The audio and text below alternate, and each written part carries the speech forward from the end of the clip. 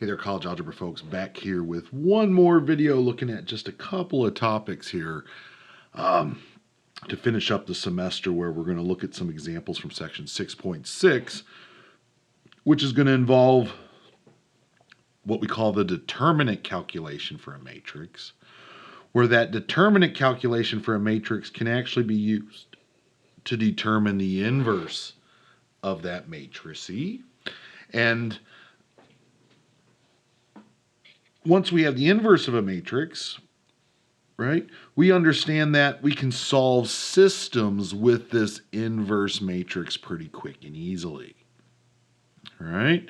And what the determinant is going to do is give me a way of finding this inverse pretty quick and easily when it is the case that I have a 2 by 2 matrix here, right? If I have a 2 by 2 matrix that I'm trying to find, 2 rows and 2 columns, and I'm trying to find the inverse of that, the determinant value can be used in that process, and it makes finding the inverse rather quick and rather easy, which means solving this system can be set up, again, rather quick and rather easily there, right?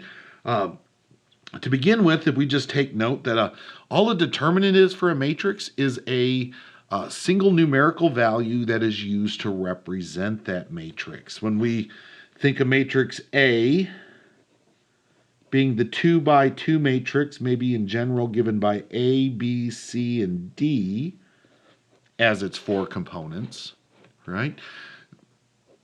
That's going to imply that what we think of as the determinant of A, right? The calculation for the determinant of A is just going to be A times D minus B times C, right? It is going to be A times D minus B times C. It is this value calculated by kind of taking the difference of what we call these cross products. We take A times D and subtract from it this cross product B times C, and we form what's called the determinant of A, and that's just going to be a single numerical value. All right? If we consider it up here, right, note for the case of A equal to 6, negative 1, 10, negative 3, right? That is just going to imply my determinant of A in this case is going to be 6 times negative 3, which is negative 18, minus 10 times negative 1, which is negative 10 in value. This is really going to be negative 18 plus 10, or the value of negative 8. That is going to be the determinant of this matrix given above. All right? Now, how can we use determinants? What we might note, right? If we think about using a determinant to find an inverse, this note was given here on Blackboard. Note, for A equal to the form A, B, C, D, for the case of a 2 by 2 matrix in the format A, B, C, D, right? A inverse is going to be given by this matrix here. It is going to be the scalar multiple of 1 over the determinant of A times what's going to be a 2 by 2 matrix that is going to come about by, first of all, taking these values of A and D that we see here and swapping their locations in the matrix, right? A is going to move to where D is, and D is going to move up to where A is. And as for the values C and B, we are going to take their opposites and fill in our matrix, right? If this is C, this is going to be the opposite of C. If this is B, this is going to be the opposite of B. And this is going to be the way that we have to calculate the inverse, right? It is going to be 1 over the determinant times this new 2 by 2 matrix that is formed by following this pattern where the A and the D swap locations and the C and the B become opposites. All right. So for the case of A equal to the matrix 6, -1, 10, -3 in value, right? We've noted what the determinant is, right? Note the determinant of A was just equal to -18 minus -10, which was equal to -18 plus 10, which was equal to -8. Right? So A inverse then must be 1 over that determinant -8 times this new 2 by 2 matrix where I am just going to go up to matrix A, swap the locations for A and D, right? D moving to where A's at, A moving to where D's at, and then for C and D, changing their sign, making them opposites of what we see there. Right? So my inverse matrix is actually just going to be given by the scalar multiple of -1/8 times this quantity. And if I distribute that out, right, if we go through the scalar multiplication here, -1/8 times -3 is just 3/8. -1/8 times 1 is -1/8. -1/8 times -10 is actually going to become positive 10/8, which simplifies to 5/4 in value. Right?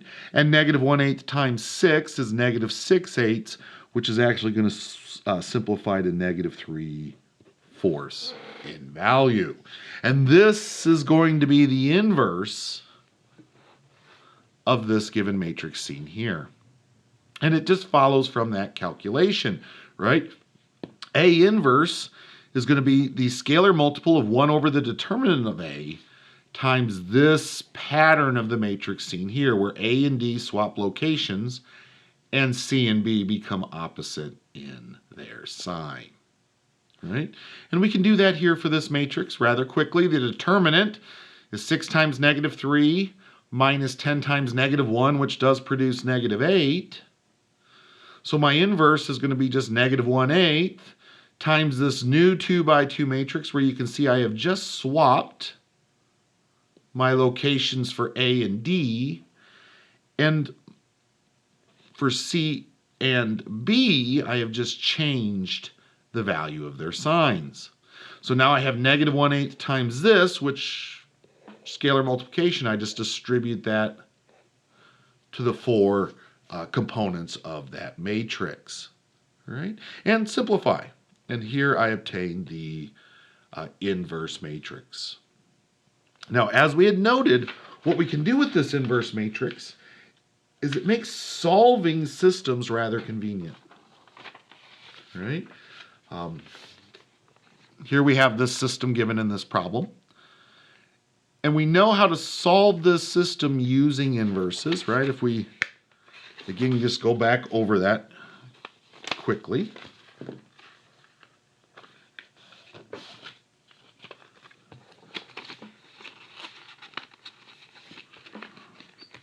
All right. So here's our system we want to solve. All right. Remember, to begin with, what we do is we consider writing this in that form. Matrix A times our variable matrix equals B. All right. And if we did that in this particular case, we use the coefficients on the left-hand side. That would be 4, 5, 6, and -1. That would be our matrix A. Times our variable matrix, x times y, or not x times y, x and y as our 2 by 1 variable matrix must equal the constant seen on the right-hand side arranged into a 2 by 1 matrix. So that would be -6/8. Right? First thing we do when looking at solving a system using a set of transformations is, or not using a set of transformations, using a matrix here, right? Matrix methods and inverse matrices, is we rewrite it into this matrix statement to represent that equation using this idea here. right?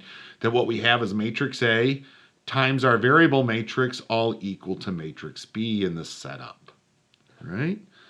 Where, what do we know? Where what we know is that X bar then is going to be A's inverse times B, right? What we can note here is that X bar is going to be A's inverse times this matrix -6 and 8 in a 2-by-1 column matrix. Where what I need to figure out A inverse for this matrix seen by A up here, right? What we might note is for A equal to 4, 5, 6, -1, right? Note the determinant of A is what we're going to start with, right? We're going to need that to help us calculate the inverse to begin with. That is just going to be given by 4 times -1, which is -4, minus 6 times 5, which is 30. So that is going to be -34 in value. That will be a determinant A, or the determinant of matrix A.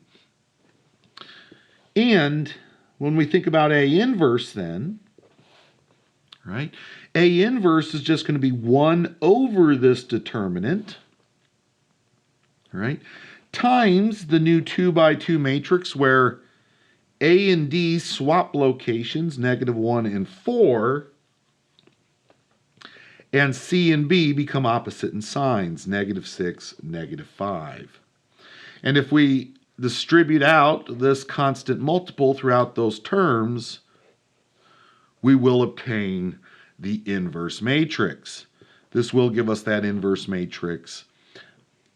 What is that? 1/34, 5/34, 6/34, which will simplify, actually, if we wanted to, we could simplify that to 3/17. Right? And then -1/34 times 4, that would simplify to -2/17.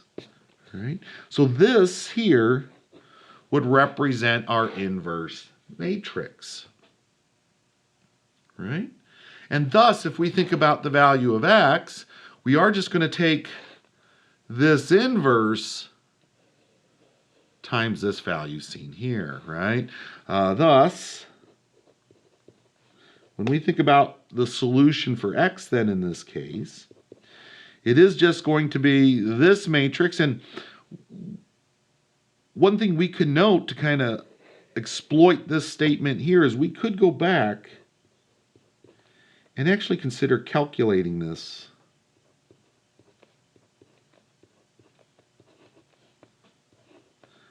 Like this. Where first we might consider this dot product, which would be rather easy to calculate outside of the fractions, and then scale it by a 34th. Right? If we consider doing that in this particular case, right, we'd have -1/34 times this row column product, right? That's going to be 6 minus 40. What is 6 minus 40? Well, that is -34 in value. Right? Where when times by -1/34 is going to yield +1 for that solution for X. When we think about this being our X value in our solution matrix, right? This X value seen up here, right? We know that's now going to be 1 in value. And then we do the column or row column multiplication seen here. That's going to be +36 minus 32. Right? Not minus, sorry, let's do that again. +36 plus, it's the addition here, plus 32. Now, 36 plus 32 is 68 in value. When scaled then by negative 1/34, simplifies to negative 2 in value, right? So my xy solution is 1 comma negative 2 in value. I was able to find that inverse, right? Easily using this method seen up here, and then using this value for the inverse, was able to solve that system, right? Using this idea up here. All right? Folks, with the time we have left, what I might show you here is how to do all this on your calculator. All right? You are able to do all of your matrix operations on your calculator. Let me show you some of that. To begin with, I am going to erase the memory of the calculator here just so we start off with a nice fresh calculator. All right. So here's a nice fresh calculator, and the first thing I would need to do a problem like I had just done is I would need to put these two matrices into my calculator, right? If I'm going to translate this system of equations into these two matrices, and these two matrices are going to be used in the calculations to find this solution, I'm going to need to put those matrices into my calculator. And you will notice over here on your calculator, you do have a matrix menu, where if we hit second and that inverse button, you will open up your matrix menu, where it's going to begin by listing out all the names of the different matrices you can put into your calculator.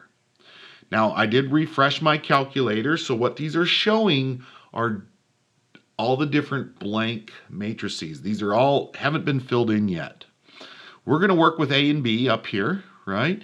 And the way we're going to work with those is we're going to actually have to edit them first. We're going to have to first put the matrices into our calculator. And the way we do that is with the edit option here. So I'm going to use my cursor to scroll over to edit. I'm going to select what matrix I want to edit. So let's do A. I'm going to hit enter, and it's going to say, okay, what is going to be matrix A?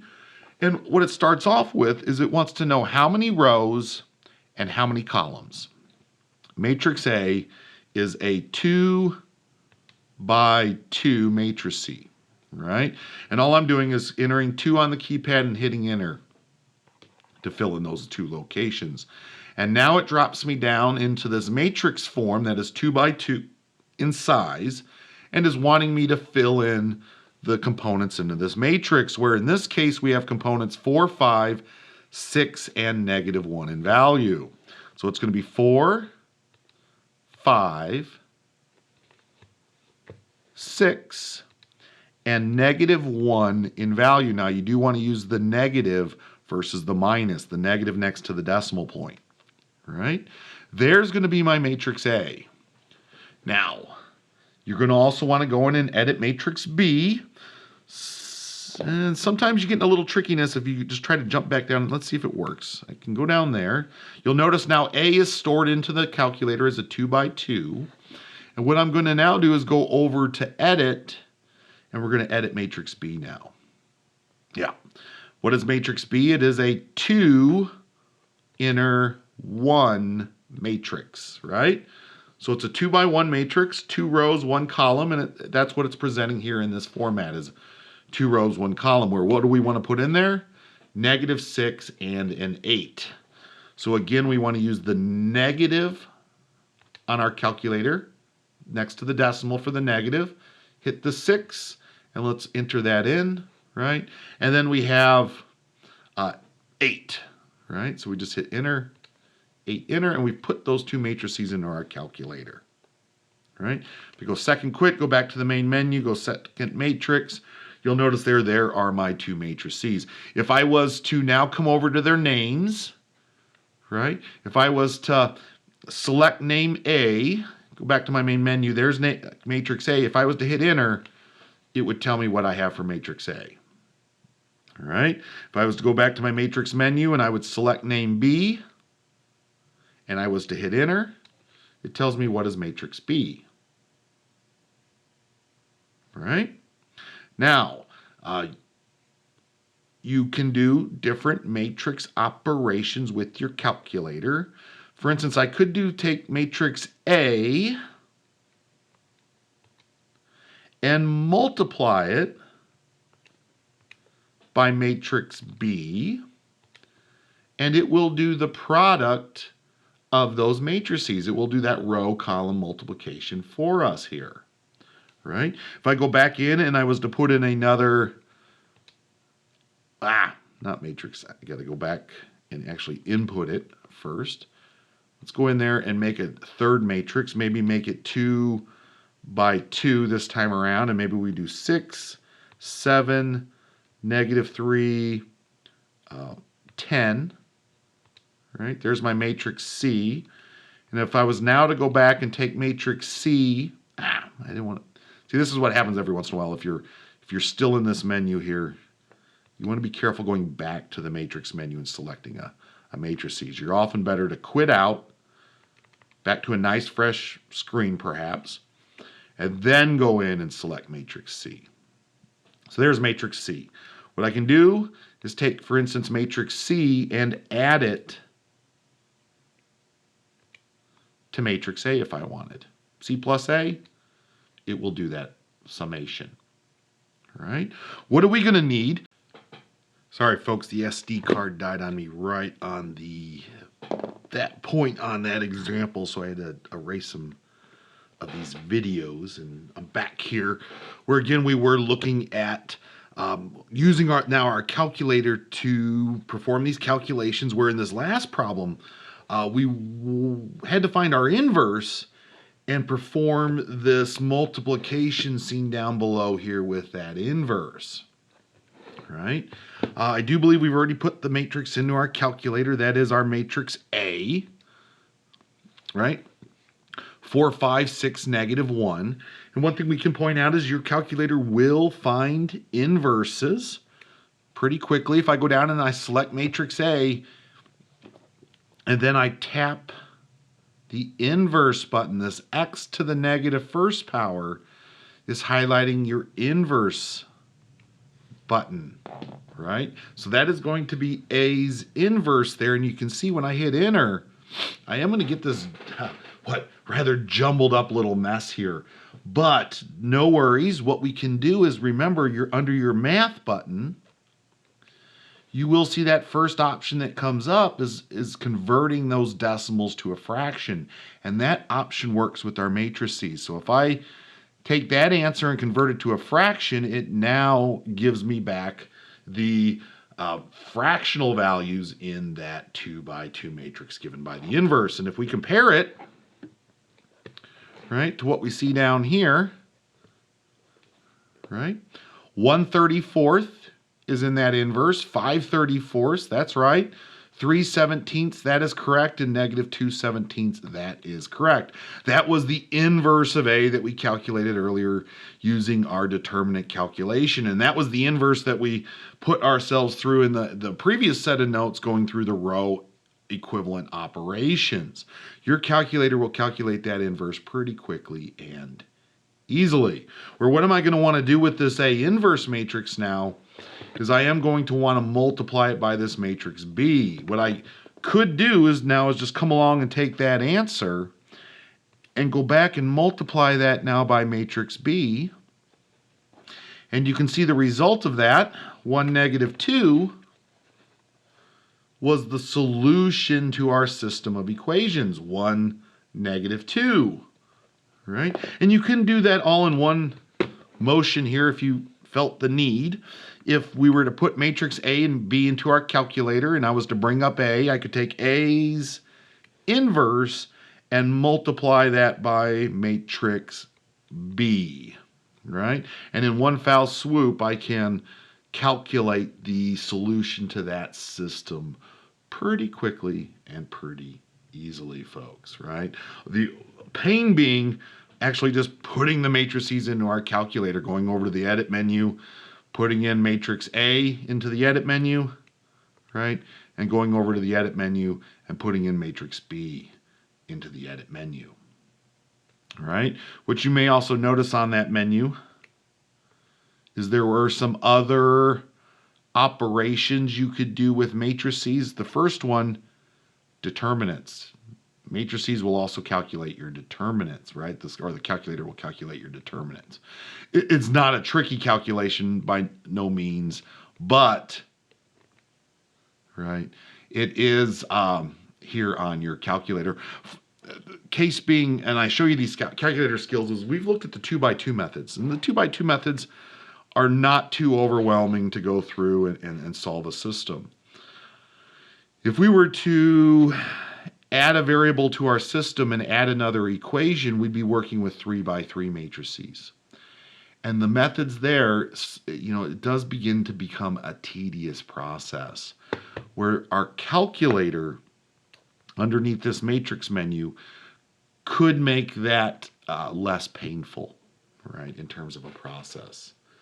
So, folks, again, your calculator will do all of these calculations that you're encountering with matrices. And if you've watched these videos long enough, you are now on the video where I am showing you how to use your calculator to do some of this. So when it comes to our next test, this might be a skill that you want to take note of that you can certainly use to check some of your work in these problems. So I hope that all helps. That is the end of the semester for us here, folks. We're not going to go much further than that. We are going to end in this Chapter 6 material looking at solving systems using matrix methods, right? As well as introducing all the matrix operations that we've seen, like dot products and inverse calculations and determinant calculations and matrix summations and whatnot. That's all what Chapter 6 is looking at. So we'll end there, and I hope you're all hanging in there. In the next day or so, I should have your last test out for you, and I'll be working on calculating upgrades and seeing where everybody is at in the big scheme of things here.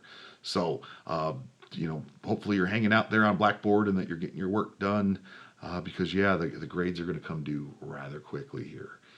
Take note. But other than that, I'll stop there, and I hope you're all doing well, and I'll be talking to you in the future here. See you then.